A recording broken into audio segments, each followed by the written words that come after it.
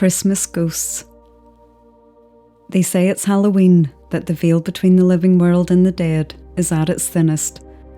But old pagan traditions also believe that Christmas time, or the winter solstice, was also a time when the veil was at its thinnest.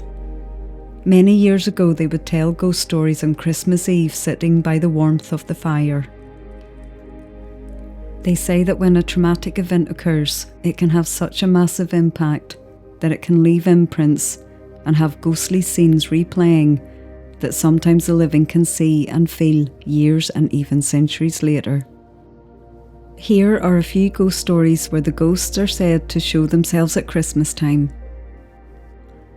Anne Boleyn and the haunting of Hever Castle.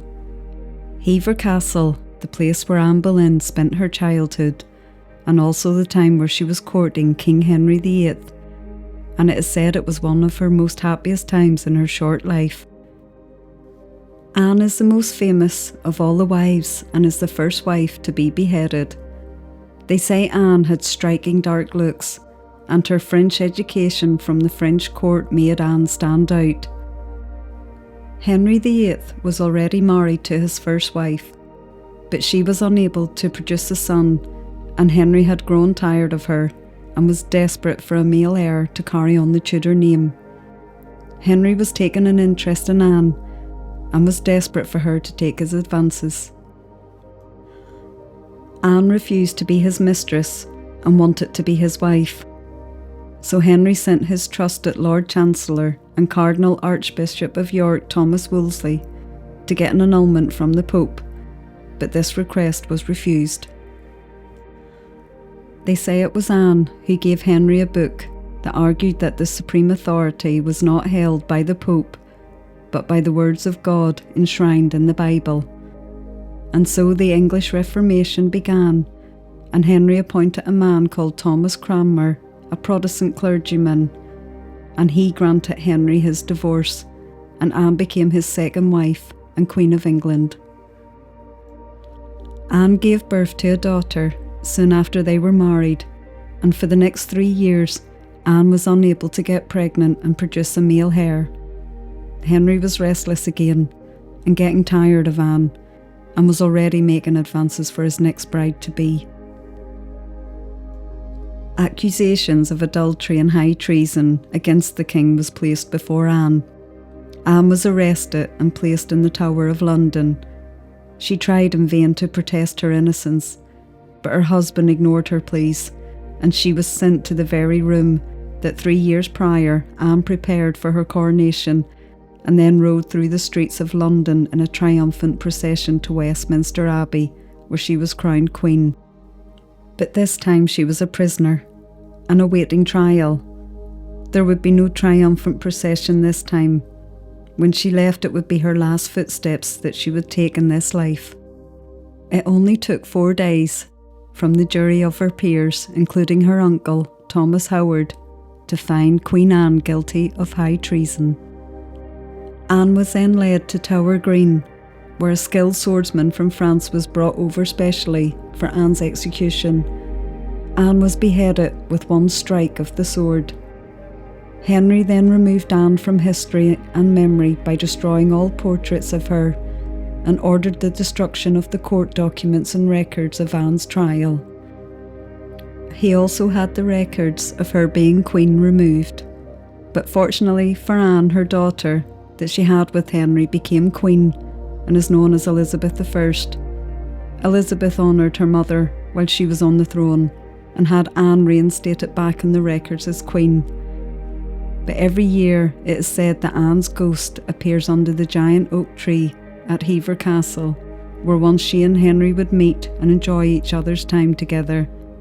And on Christmas Eve, Anne's ghost is also said to walk across the bridge over the River Eden on the castle grounds, making her way home to spend Christmas with her beloved family. The next Christmas ghost story is the Mistletoe Bride at Bramshill House. This is a classic tale that has been told from the 18th century, and still to this day no one is sure if the story is true or where its true origins really come from. But it is a well-known tale, and even a ballad was written about it in 1830 called The Mistletoe Bough, and was very popular during the Victorian age. This story was told at Christmas time, and it is said that the ghost known as the White Lady still haunts the old mansion called Bramshill House to this day.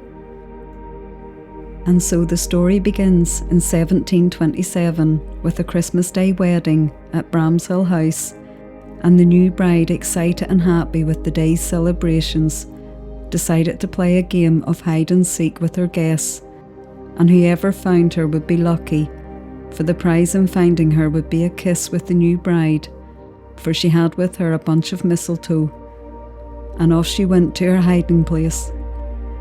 The guests, keen and eager, gave her 5 minutes, and then off they went in their search. But the minutes ticked by, and then the hours, but still no one could find her. Her new husband was worried and frantically searching for his new wife, but she was nowhere to be found. The days turned into months, and then years, but still the bride was never found. And then one day, 50 years later, her husband went to the attic, and there lying in front of him was an old oak chest. So he goes and opens the lid to the chest, and there before him was the most ghastly and saddest sight. His new bride, still in her white wedding dress, clutching a bouquet of mistletoe, decayed and now a skeleton. The new bride is said to haunt the old house, and many reports tell of seeing a lady in white accompanied with the smell of floral perfume, walking during the night in the fleur-de-lis room. There is also reports that a man's ghost is also present in the house, and he has been seen staring at the chest where his bride was. So if you go to Bramshill House, there are many reports of ghosts, and as many as 14 are said to haunt the old house. But know if you do see the lady in white, that she's the bride that locked herself in the old oak chest. The next story is of the murdered highwayman in Kent. It was Christmas Eve and late in the evening in the 18th century, and a father and his daughter were travelling by horse and carriage down the infamous road notorious for the highwaymen in Hawkhurst in Kent.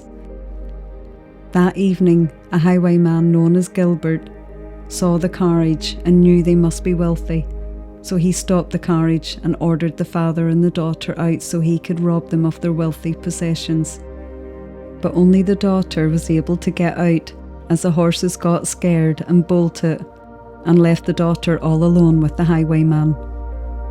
On seeing the highwayman's face, she instantly recognised him as the man who had previously killed her brother a year ago. Enraged at seeing this man and what he had done, she pulled a knife from her bag and stabbed Gilbert and then fled into the surrounding trees. By the time the father and the coachman had got control of the carriage and returned to the scene, there was no sign of his daughter, but what lay before them was Gilbert, dead from his knife wound. So they buried Gilbert's body by the side of the road, and the father went in search of his daughter, but he couldn't find her. It was the next day that the locals found the daughter wandering through the trees near the village of Marden, crazed and deranged from the encounter the night before. And they say that every Christmas Eve, this fateful event plays out by the ghosts of Gilbert, the daughter, and the horse-drawn carriage. Thank you for watching. I hope you enjoyed those 3 short stories on some real ghosts seen at Christmas time. I hope you have a very happy Christmas.